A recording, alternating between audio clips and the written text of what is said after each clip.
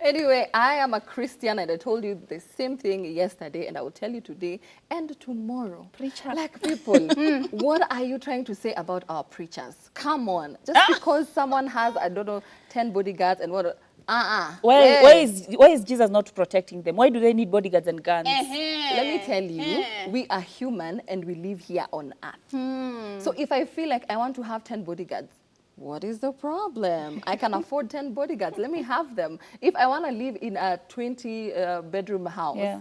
let me do it. Like, let's allow our preachers to also be themselves. They are human. What I love about my pastor, he came to church and told us that, guys, why do you kneel for pastors?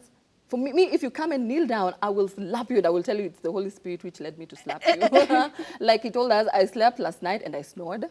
I had breakfast, chai na mkate peke yake. Like, why do we glorify pastors so much? I'll say God's to dogo. So what we need to do is just allow them to be pastors, and also let's remember that they are also human beings. So Reverend Lucy, we all know her, has been accused of trying to hook up a certain lady, and she had a pseudo account with a Nigerian pastor. Nigeria. With a Nigerian pastor. I don't know what to believe. And also, she's been accused of being in a cult or promoting cultism. So you're there judging a pastor and thinking that you're holier than thou. We should not judge people. But she went on to give a statement and distanced herself from all this. She said, today has been a tough day as various falsehoods against me were propagated and shared on social media. These lies and misinterpretations should be condemned with the strongest words possible. The apology is well received because she received an apology from someone. It is my prayer that people out there will not be quick to believe, listen, and share falsehoods. I have decided to speak out because this has become a trend. Mostly always been quiet when this happens, but I believe cyberbullying should be condemned.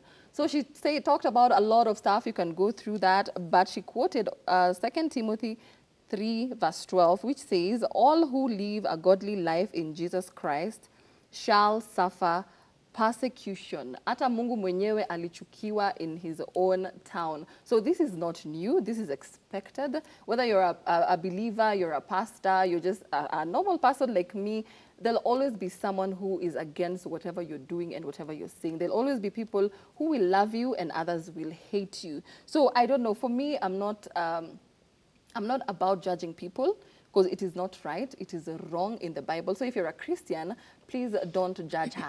Instead, when someone does something wrong or you feel like someone has done something wrong, can we just pray for them and continue and just move on?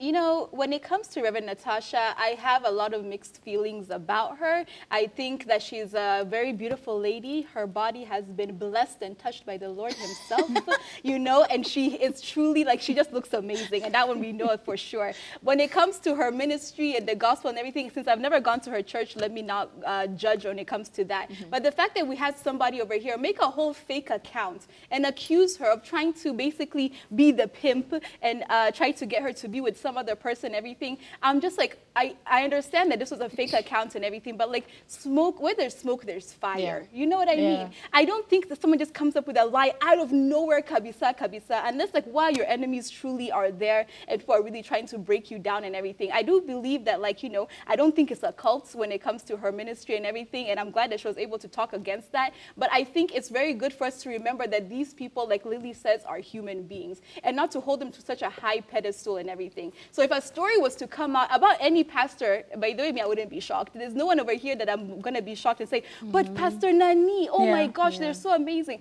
But Pastor whoever, because if even me, I try my hardest to follow the Lord's word, and I know I fail 1,000 times over, you can imagine what happens to our pastors. So as in, I don't think she's 100% innocent, but I also think that we should just cut them a break because they're human beings.